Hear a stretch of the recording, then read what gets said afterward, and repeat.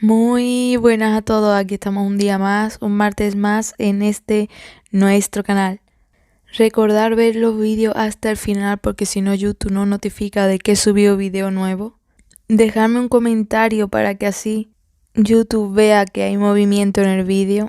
Un like si os ha gustado. Y bueno, sin nada más que decir, comenzamos.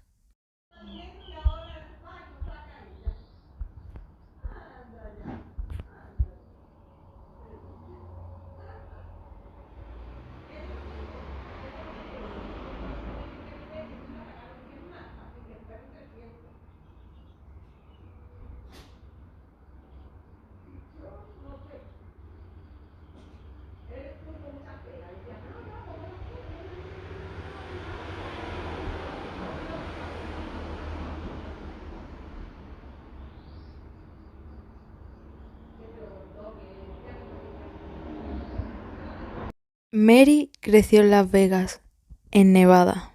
Sus padres eran Lucy y Herc Vincent. En total tenían 7 hijos, incluyéndola a ella. Él era concretamente mecánico, especializado en máquinas tragaperras, mientras que su esposa era dealer de cartas en un casino. Mary siempre fue una chica súper artística. Ella era muy buena con las manualidades, pero sobre todo le encantaba bailar. Soñaba con ser parte de una gran compañía y encabezar puestas en escenas. Sus maestras de baile le decían constantemente que tenía muchísimo talento y que seguro que iba a llegar muy lejos. Pero cuando tuvo 15 años comenzó a rebelarse y a faltar a sus clases de la escuela. Algunas fuentes dijeron que se debía a que sus padres empezaron a tener problemas y empezaron a hablar de divorcio. Y sin embargo otras versiones hablan de que ella solo quería ir a vivir con su novio, porque sus padres eran muy estrictos con ella. Sea cual sea la versión real, ella escapó de su casa. Y después de vivir sola un tiempo y no haberlo pasado muy bien, decidió que lo mejor para cumplir sus sueños de ser bailarina era ir a la casa de su abuelo, en Corona, California, y estar allí viviendo un tiempo hasta que tuviera una oportunidad de ir por fin a Los Ángeles. Y como no tenía dinero, su única opción fue pedir autostop, ya que esta era una práctica muy común entre los jóvenes por esa época, así que ella no lo pensó 2 veces. Y el 29 de septiembre de 1978 se encontraba al costado de una autopista, con un cartel que decía "Voy al sur", con otros 2 chicos que también querían ir hasta Los Ángeles. Una van azul-blanco paró y el conductor llamado Lawrence Singleton le ofreció llevarla, pero solo a ella, no a los demás. Esto a ellos le pareció muy sospechoso, ya que obviamente el vehículo tenía más que espacio suficiente para llevarlos a todos. Los chicos le recomendaron a Mary que esperara a que pasara otra persona y así ir todos juntos, pero Mary estaba muy cansada y el hombre de 51 años que estaba al volante le recordó un poco a su abuelo, así que pensó que estaba bien ir sola con él.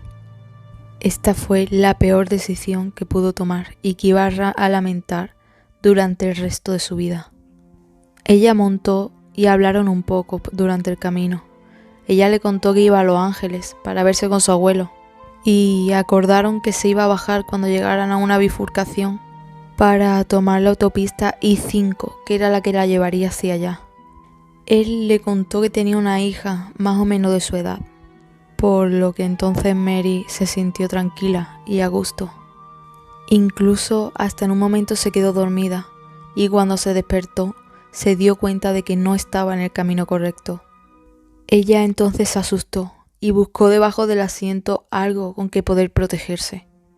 Encontró una vara y entonces le exigió a Lauren que diera la vuelta para volver al sitio correcto.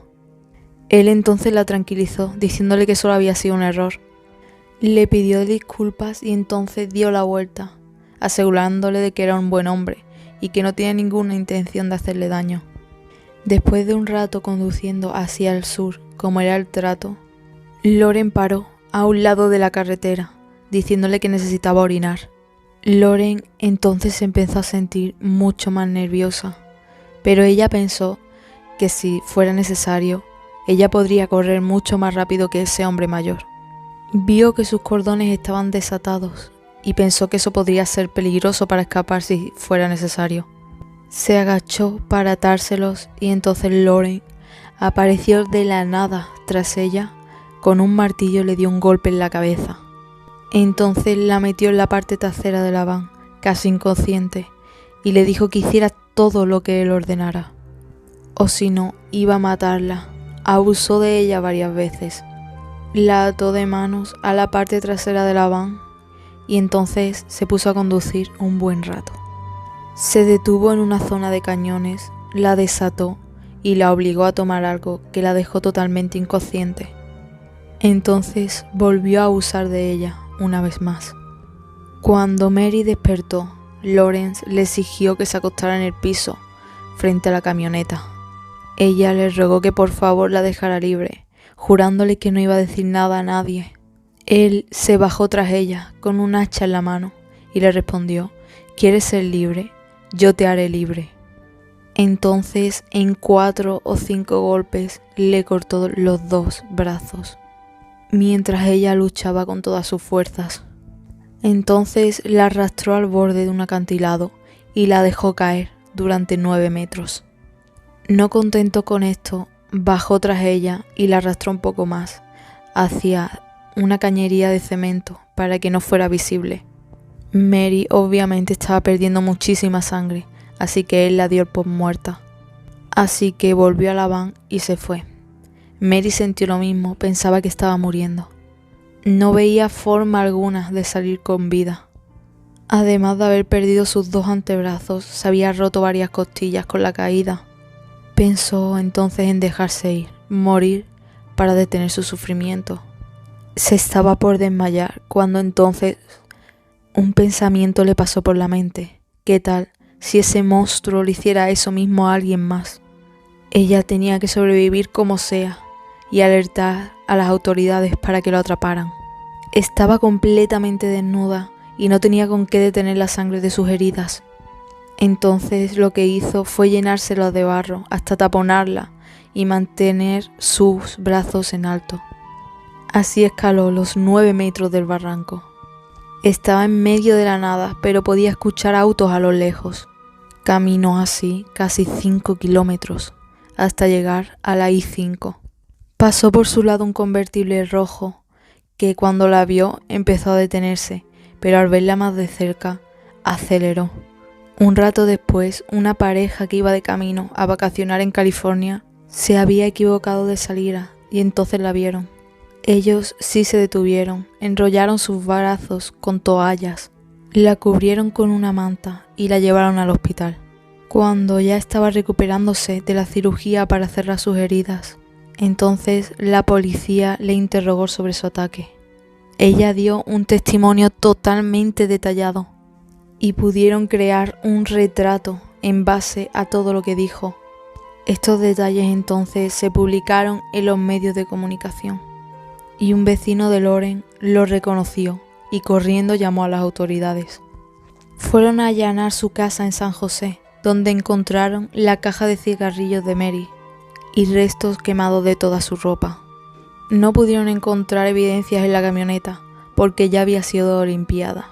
Incluso había tirado la alfombra, pero el testimonio de Mary bastó para condenarlo. Lauren intentó convencer al jurado de que en realidad él había recogido a los 3 chicos que pedían aventón ese día y que fueron ellos los que en realidad se llevaron a las chicas. Pero nadie le creyó. Entonces Lauren pasó en un momento por al lado de Mary y le dijo: voy a terminar el trabajo que empecé algún día. Fue condenado a la pena máxima de la época, solo 14 años de prisión, aunque el juez dijo que si dependía de él, lo condenaba de por vida. Lauren solo cumplió 8 años y 4 meses y fue liberado por buen comportamiento. Tenía que cumplir 1 año de libertad condicional en California antes de ser completamente libre.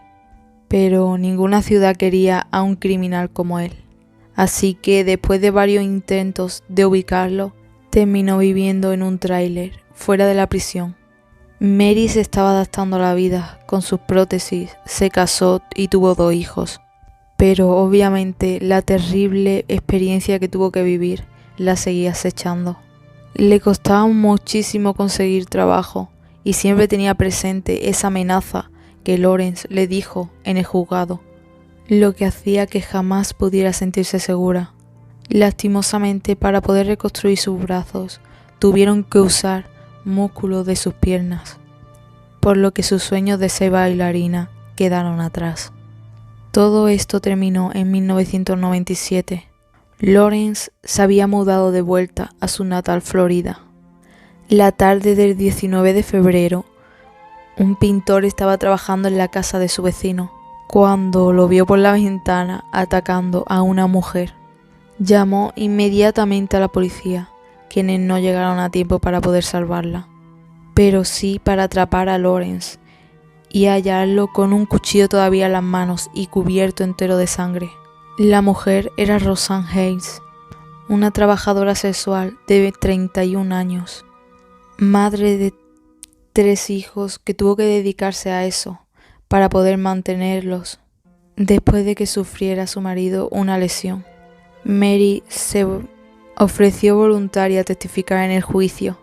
Quería asegurarse de ayudar a que esta vez recibiera una condena mucho más larga. No quería que los hijos de Rosanne sintieran el miedo constante que ella siempre había sentido al saber que ese hombre seguía libre por algún lado. Su recuento detallado de la pesadilla que vivió por parte de Lawrence fue suficiente para condenarlo a muerte después de apenas 4 horas de deliberación. Lawrence murió de cáncer en diciembre de 2001 mientras seguía en el corredor de la muerte. Mary estuvo luchando para cambiar las leyes que dejó libre a Lawrence. Si él hubiera sido condenado a cadena perpetua como quiso el juez, en su primer juicio Rosanne todavía estaría viva.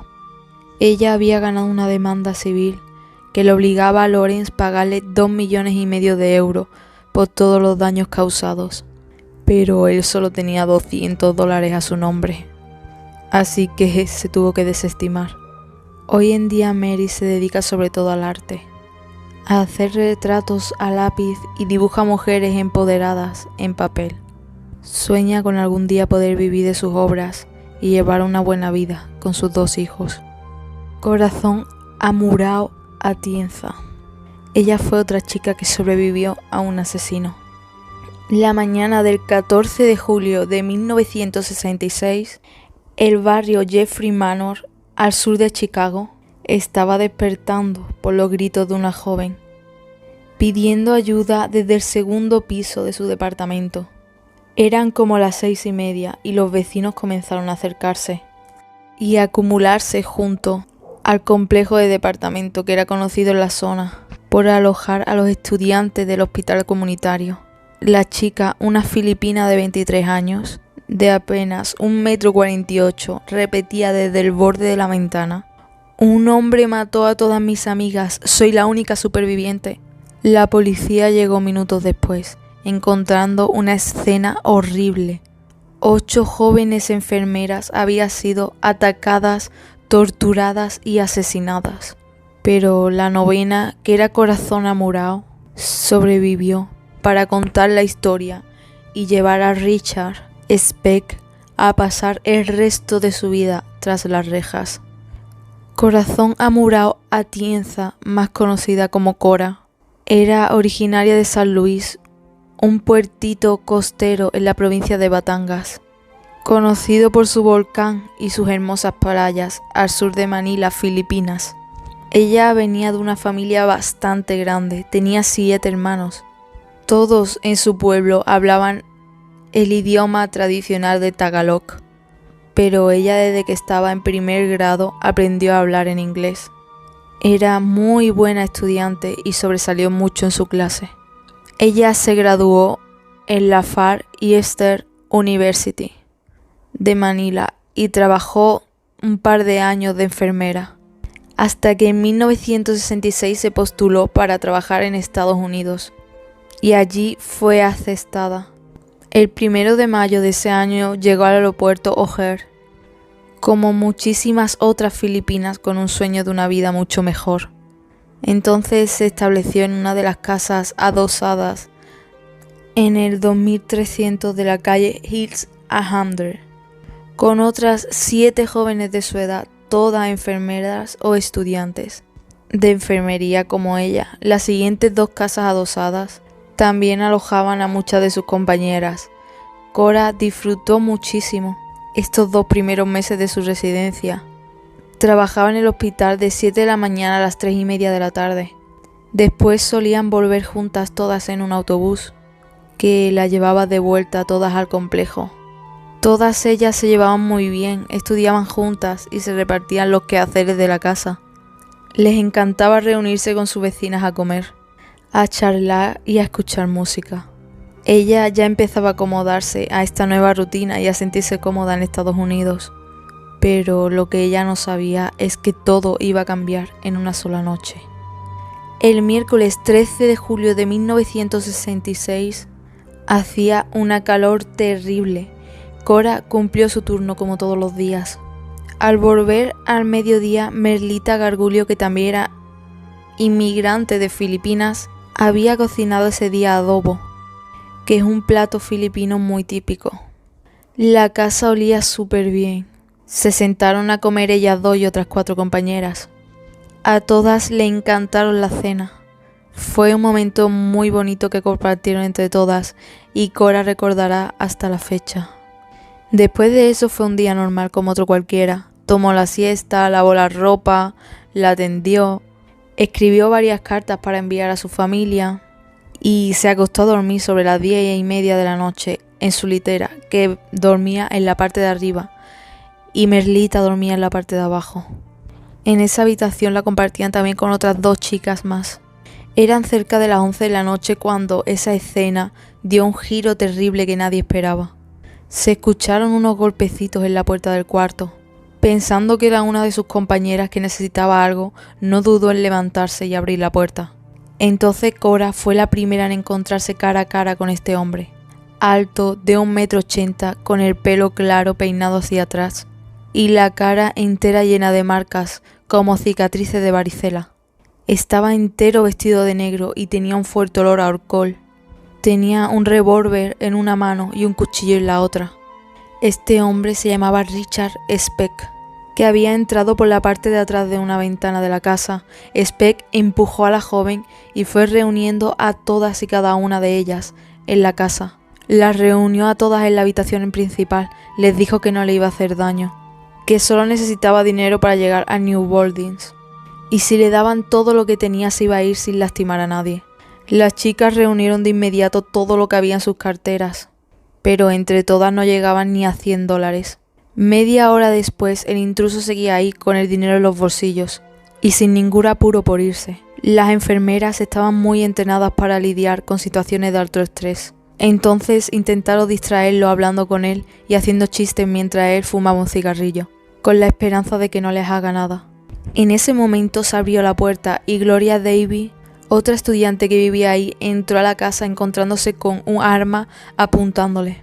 Speck la llevó a la habitación con las demás. Esto lo había asustado mucho. La atmósfera cambió por completo.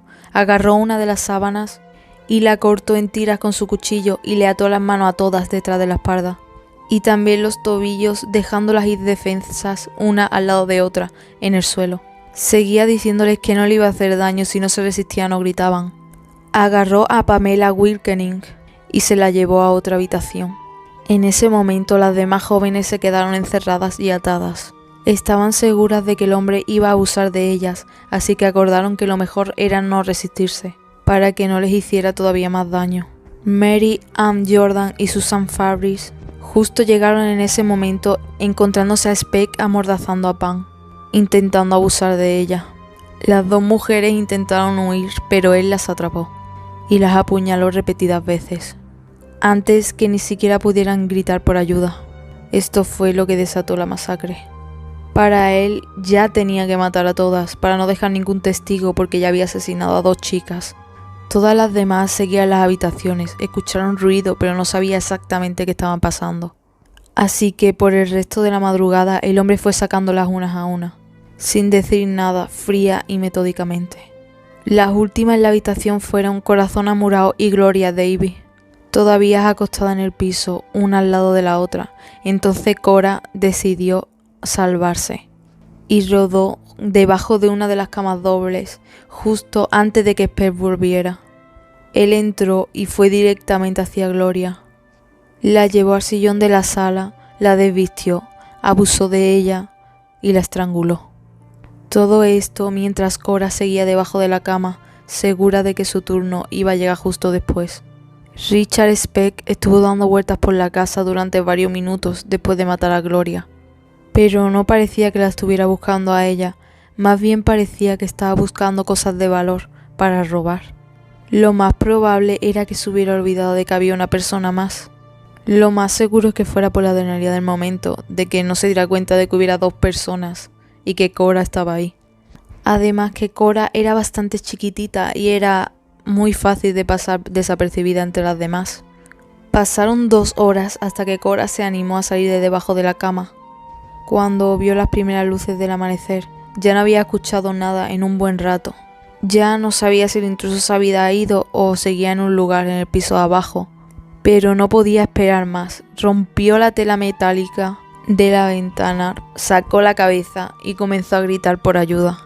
Estuvo cerca de 20 minutos ahí hasta que empezaron a juntarse los vecinos y llegaron las autoridades.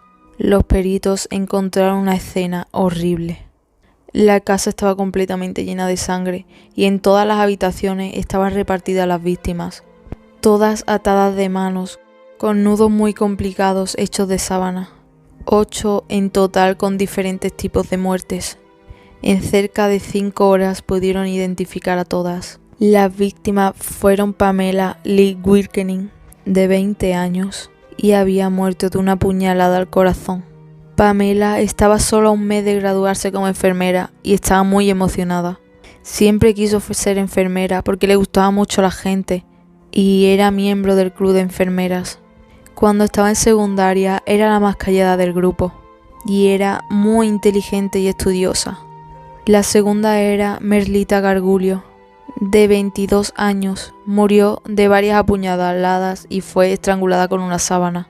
Merlita era la mayor de 9 hermanos, la primera en su familia en ir a la universidad y en salir del país. Voló a Estados Unidos en el mismo avión que Cora.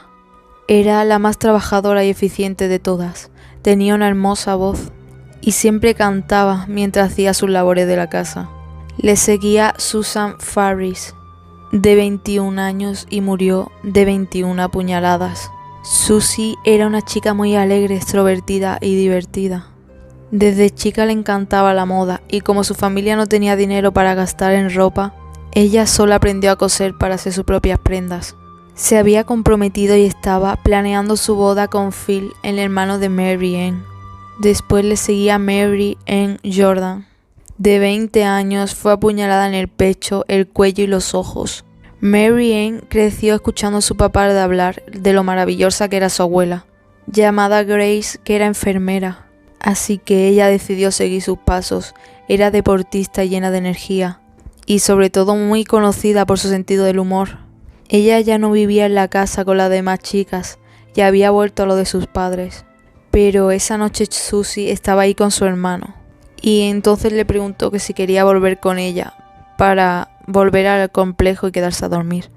Y entonces hacía hablar de la boda. Lastimosamente aceptar esa invitación de su cuñada le llevó la vida. Después le seguía Nina Yu Schmeiler. De 24 años, tenía una puñalada en el pecho y fue sofocada. Nina empezó tarde la carrera porque primero había probado a ser secretaria, pero prefirió dedicarse a ayudar a la gente después de ser voluntaria en un lugar de ancianos. Todos sus pacientes la recuerdan con mucho cariño porque era muy dedicada. La siguiente víctima fue Patricia Ann Matusek, de 20 años, tenía una puñalada en el hígado y también fue estrangulada. Pat era hija de inmigrantes checos. Creció en un barrio donde toda la familia era de clase trabajadora y todos eran muy unidos.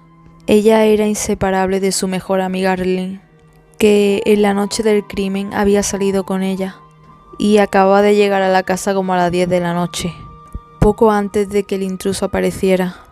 Después está Valentina Pasión, de 23 años, que fue degollada. Valentina debía su nombre a que había nacido un 14 de febrero.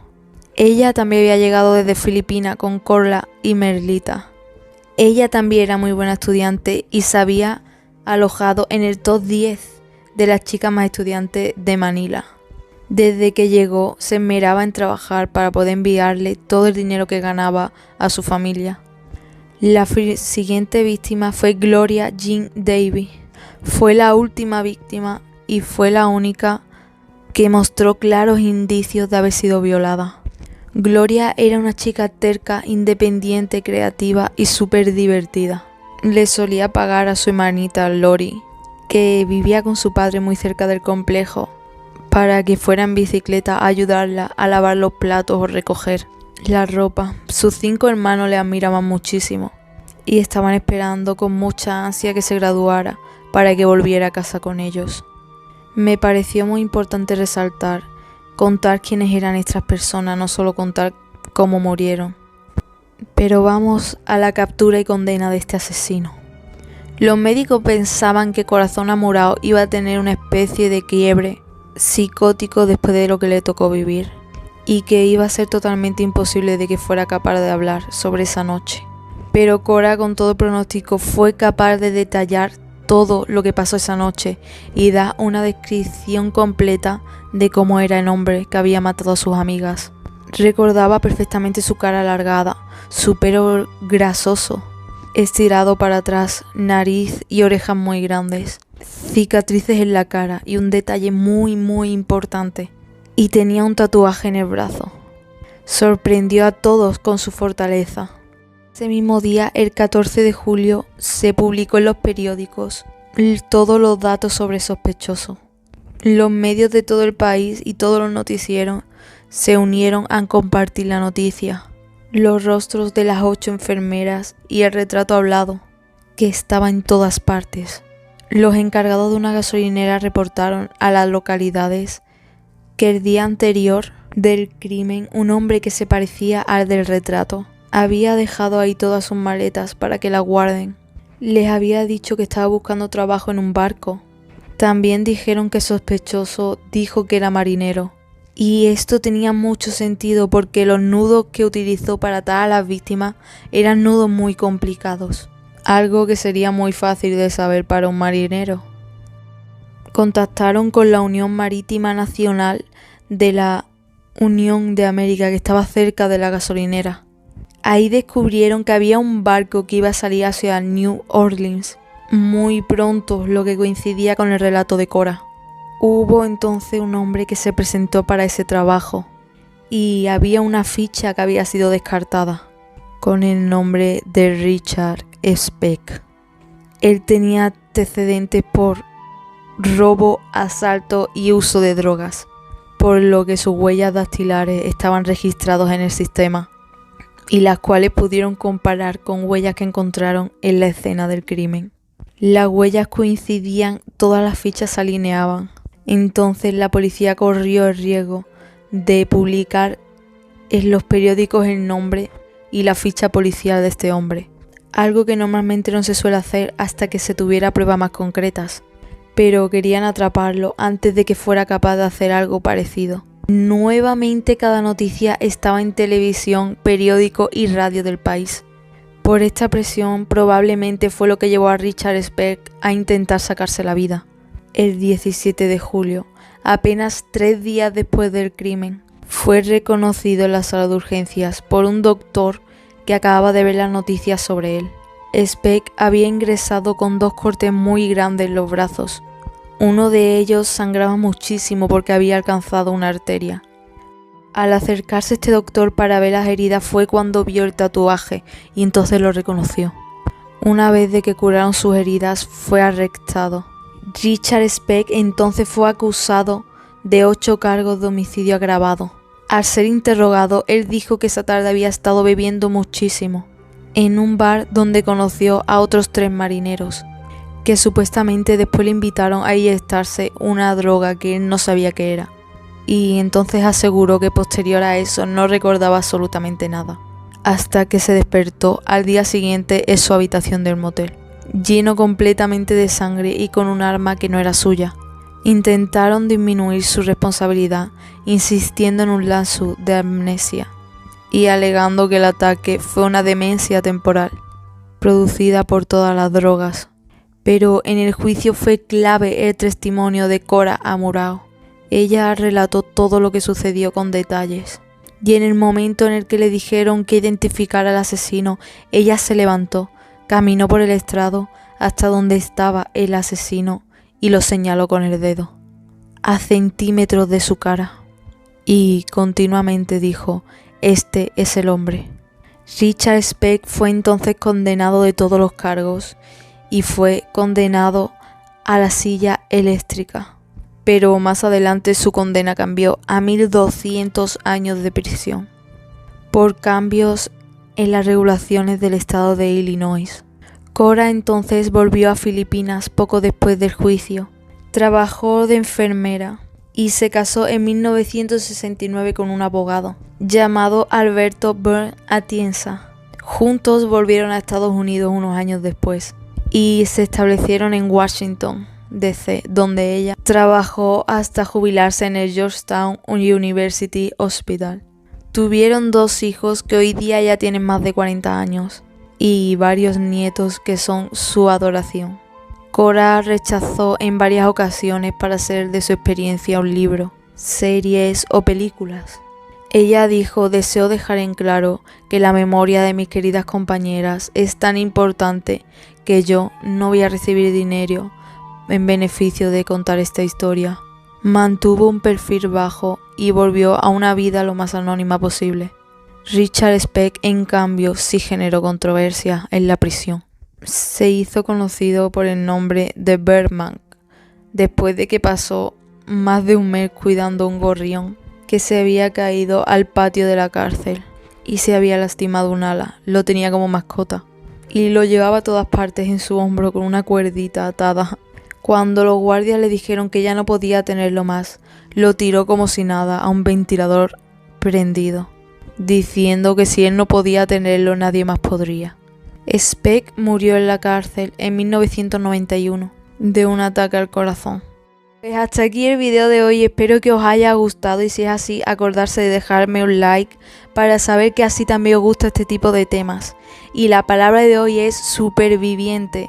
Dejármelo en los comentarios y en cuando lo vea os daré un like. Nos vemos la semana que viene, el martes que viene, con otro nuevo video. Adiós.